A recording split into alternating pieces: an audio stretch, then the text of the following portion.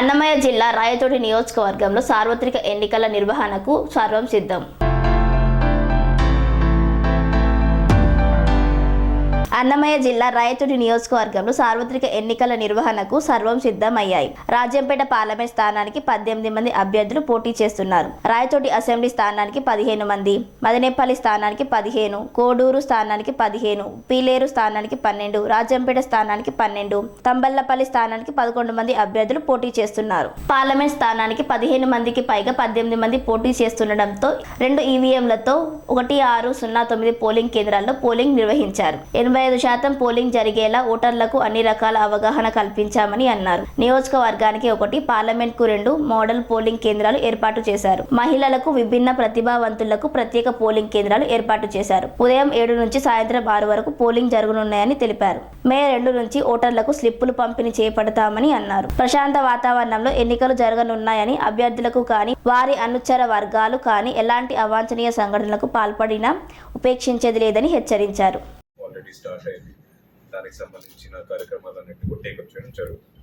నా ఈ క్యాండిడేట్స్కి ఇమీడియట్గా మనం కొన్ని మ్యాండేటరీ ట్రైనింగ్స్, ఎలా ఎక్స్పెండిచర్ మానిటరింగ్ చేయాలి, మన గవర్నమెంట్ తరఫు నుంచి ఎటువంటి గైడ్ లైన్స్ ఉన్నాయి, మోడల్ కోడ్ ఆఫ్ కండక్ట్ సంబంధించి ఎటువంటి గైడ్ లైన్స్ ఉన్నాయి, వీటన్నిటిని తెలియజేయడం జరుగుతుంది.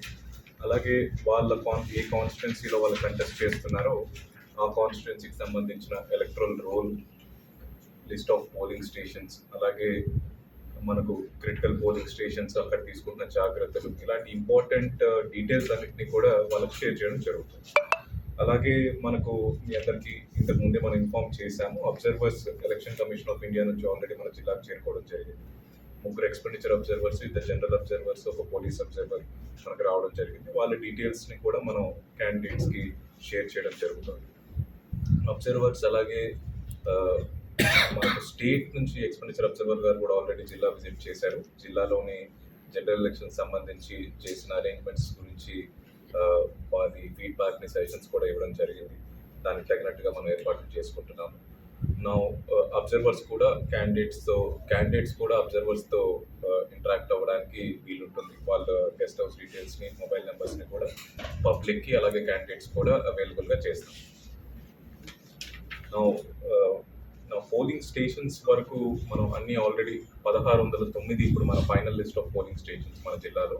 ఒక 2 ఆక్సిలరీ పోలింగ్ స్టేషన్స్ అనేవి మనం కొత్తగా శాంక్షన్ చేయడం జరిగింది ప్రభుత్వం, ఎలక్షన్ కమిషన్. మనకు 1500 కంటే ఎక్కువ ఓటర్లు ఒక పోలింగ్ స్టేషన్ రాజంపేటలో, అలాగే ఒక పోలింగ్ స్టేషన్ మదనపల్లిలో 1500 దాటడం వల్ల ఒక ఎక్స్ట్రా పోలింగ్ స్టేషన్ మనం క్రియేట్ చేసుకోవాల్సి వచ్చింది.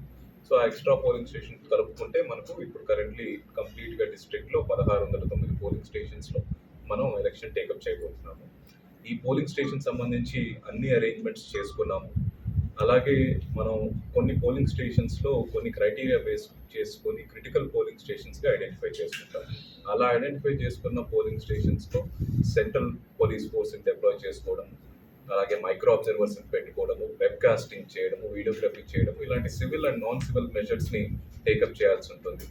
All those arrangements are also made. అలాంటి పోలింగ్ స్టేషన్స్ ఏంటి, అలాగే అక్కడ తీసుకోవాల్సిన చర్యలు ఏంటి, అక్కడ వెబ్ కాస్టింగ్, వీడియోగ్రఫీకి కావాల్సిన అరేంజ్మెంట్స్, వీటన్నిటినీ కూడా చేసుకోవడం జరిగింది. అక్కడ పకడ్బందీగా ఎన్నికలు చేయడానికి కంప్లీట్గా సిద్ధంగా ఉన్నాము. అలాగే మనం కొన్ని మోడల్ పోలింగ్ స్టేషన్స్ని కూడా జిల్లాలో ఏర్పాటు చేసుకుంటున్నాం. మీ అందరికీ తెలుసు, గత ఎన్నికల్లో అసెంబ్లీలో సుమారు ఒక 78%, పార్లమెంట్లో ఒక 78.45%, ఇలా మనం సుమారు ఒక 80% వరకు పోలింగ్ జరిగింది. ఈసారి పోలింగ్ తప్పకుండా మన జిల్లాలో సుమారు 80% వరకు రావాలని చెప్పి మనం స్వీప్ యాక్టివిటీస్ని టేకప్ చేస్తున్నాము. అందులో భాగంగా ఓటింగ్ని వేరియస్ ఫ్రెటర్నిటీస్ ఆఫ్ ది సొసైటీలో మనం ఇంప్రూవ్ చేయాలి అని చెప్పి కొన్ని మోడల్ పోలింగ్ స్టేషన్స్ పెడుతున్నాము. ప్రతి మండలంలో ఒక మోడల్ పోలింగ్ స్టేషన్ ఉంటుంది. ఇది కాకుండా పార్లమెంట్ పరిధిలో ఒక 2 polling stations only for physically challenged వాళ్ళకి సపరేట్గా మోడల్ పోలింగ్ స్టేషన్గా ఏర్పాటు చేయడం జరుగుతుంది. అలాగే ఒక 2 పోలింగ్ స్టేషన్ ఉమెన్ పిఎస్లుగా మనం ఏర్పాటు చేయడం జరుగుతుంది. అలాగే ఒక 2 పోలింగ్ స్టేషన్లు యూత్ పిఎస్లుగా, యూత్ మోడల్ పోలింగ్ స్టేషన్స్గా మనం క్రియేట్ చేయడం జరుగుతుంది. ఇవి కాకుండా ప్రతి మండలంలో మన జిల్లాకు ఒక థీమ్ తీసుకొని, మన జిల్లాలో రెడ్ శాండర్స్ చాలా ఇంపార్టెంట్ కాబట్టి, ఫేమస్ కాబట్టి, రెడ్ శాండర్స్ థీమ్లో ప్రతి ఒక్క మండలంలో ఒక మోడల్ పోలింగ్ స్టేషన్ కూడా మనం ఏర్పాటు చేయడం జరుగుతుంది. దీని ద్వారా మనం అందరూ బయటకు రావాలి, అందరూ ఓటు వేయాలి అన్న మెసేజ్ని చాలా స్ట్రాంగ్గా సొసైటీలో తీసుకెళ్ళడానికి జిల్లా యంత్రాంగం తరఫున, ఎలక్షన్ మిషన్ తరఫున మనం ట్రై చేస్తున్నాం. అలాగే ఇంకా రాబోయే రోజుల్లో అతి ముఖ్యమైన యాక్టివిటీస్, ఇప్పుడు మనకు పార్లమెంట్ పరిధిలో 15 కంటే ఎక్కువ మంది క్యాండిడేట్స్ వచ్చారు కాబట్టి మనం 2 బ్యాలెట్ యూనిట్స్ ఉపయోగించాల్సి ఉంటుంది. సో ఫస్ట్ 16 మంది ఒక ఫస్ట్ బ్యాలెట్ యూనిట్లో, తర్వాత మిగతా 2 క్యాండిడేట్లు నోటా 2వ బ్యాలెట్ యూనిట్లో మనకు రావడం జరుగుతుంది. దీనికి సంబంధించి జిల్లాలో ఉన్న ఈవీఎంస్ కంటే అడిషనల్ బ్యాలెట్ యూనిట్స్ మనకు రిక్వైర్మెంట్ రావడం జరిగింది నామినేషన్స్ ప్రక్రియ తర్వాత.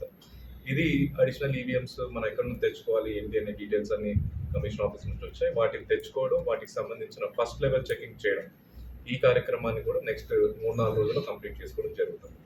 దీని తర్వాత ఈవీఎంస్ ప్రిపరేషన్ యాక్టివిటీ అనేది మొదలు పెడతాం. Already first randomisation of EVMs అనేది చేయడం జరిగింది. అలాగే పోలింగ్ పర్సనల్ని కూడా ఫస్ట్ ర్యాండమైజేషన్, సెకండ్ ర్యాండమైజేషన్ చేయడం జరిగింది. దీని ప్రకారం ఏమవుతుందంటే మనకు ఏ కాన్స్టిట్యుయెన్సీకి ఏ ఈవీఎంస్ వెళ్తాయి, అలాగే ఏ కాన్స్టిట్యుయెన్సీకి ఏ పోలింగ్ పార్టీస్ వెళ్తాయి అనేది ఇప్పటివరకు మనం చేసిన ర్యాండమైజేషన్ ద్వారా మనం ఐడెంటిఫై చేశాము. ఆ డీటెయిల్స్ని కూడా కమ్యూనికేట్ చేశాము. దాని ప్రకారం అపాయింట్మెంట్ ఆర్డర్స్, ఈవీఎంస్ని ఆ కాన్స్టిట్యుయెన్సీకి మూవ్మెంట్ చేయడం, ఇవన్నీ చేయడం జరిగింది. ఇంకా మనం చేయాల్సింది సెకండ్ ర్యాండమైజేషన్ ఆఫ్ ఈవీఎంస్. ఈ ఈవీఎంస్ మనకు కావాల్సిన బ్యాలెట్ యూనిట్స్ అన్ని అడిషనల్ రిక్వైర్మెంట్ ఏది ఉందో అది కూడా మనం తెచ్చుకున్న తర్వాత ఈ సెకండ్ ర్యాండమైజేషన్ ఆఫ్ ఈవీఎంస్ అనేది మనం టేకప్ చేస్తాం. అలాగే third randomisation of polling personnel, ఇది జస్ట్ ఒక రోజు ముందు ఏవైతే పోల్ పార్టీస్ని మనం కాన్స్టిట్యుయెన్సీకి అలాట్ చేశామో ఆ పోల్ పార్టీని పోలింగ్ స్టేషన్కి మ్యాప్ చేసే ప్రక్రియ అనేది కేవలం డిస్ట్రిబ్యూషన్కి ఒక రోజు ముందు జరుగుతుంది. అది కూడా మనం మే 11వ తారీఖున ఆ యాక్టివిటీని టేకప్ చేసి జస్ట్ కేవలం ఒక రోజు ముందు మాత్రమే ఏ పోలింగ్ స్టేషన్లో ఏ పోలింగ్ పర్సన్ పనిచేస్తాడు అనేది మనం తెలియజేసే అవకాశం ఉంటుంది. ఈ కార్యక్రమాలన్నింటినీ కూడా టేకప్ చేస్తాము. ఈ కమిషనింగ్ యాక్టివిటీ అనేది కాన్స్టిట్యుయెన్సీ లెవెల్లో ఐడెంటిఫైడ్ స్ట్రాంగ్ రూమ్స్ ఎక్కడైతే ఉన్నాయో అక్కడే కమిషనింగ్ హాల్స్ అన్ని పెట్టి అక్కడ చేయడం జరుగుతుంది. ఈ ఈవీఎంస్ని ప్రిపేర్ చేసే తరుణంలో, అంటే బ్యాలెట్ పేపర్ ఫిక్స్ చేసి, బ్యాటరీ ఫిక్స్ చేసి ఆ చెకింగ్ చేసే తరుణంలో ఎవరైతే క్యాండిడేట్స్ ఉన్నారో ఆ కాన్స్టిట్యుయెన్సీ సంబంధించి వాళ్ళ ప్రెజెన్స్లోనే చేయడం జరుగుతుంది. కంప్లీట్ వీడియోగ్రఫీ చేయడం జరుగుతుంది. అలాగే మనకు ఈవీఎం సప్లై చేసిన బెల్, భారత్ ఎలక్ట్రానిక్స్ లిమిటెడ్ నుంచి ప్రతి కాన్స్టిట్యుయెన్సీకి 3 టెక్నికల్ పీపుల్ కూడా రావడం జరుగుతుంది. వాళ్ళ సమక్షంలోనే మనం ఈ కమిషనింగ్ అనేది కంప్లీట్గా టేకప్ చేస్తాం. ఇది కాకుండా రాబోయే రోజుల్లో అతి ముఖ్యమైన కార్యక్రమం ఈ పోస్టల్ బ్యాలెట్ ఫెసిలిటేషన్. మనం పోస్టల్ బ్యాలెట్ సంబంధించి అంటే POs, APOs, OPOs, micro observers, ఇలా ఎలక్షన్ డ్యూటీలో ఉన్న అన్ని అధికారులు, అలాగే ఎసెన్షియల్ సర్వీసెస్ ఏవైతే ఉన్నాయో 33 డిపార్ట్మెంట్లుగా ఉన్నాయి ఈసీఐ నోటిఫై చేసినవి, ఆ 33 డిపార్ట్మెంట్స్ నుంచి మనం తీసుకున్న ఆబ్సెంటీ ఓటర్స్. స్వామి బోధానంద గోసేవ ఆశ్రమం, సైథాపూర్. జ్యోతిష్యం, వాస్తుశాస్త్రం మన పూర్వీకులు మనకిచ్చిన వరం.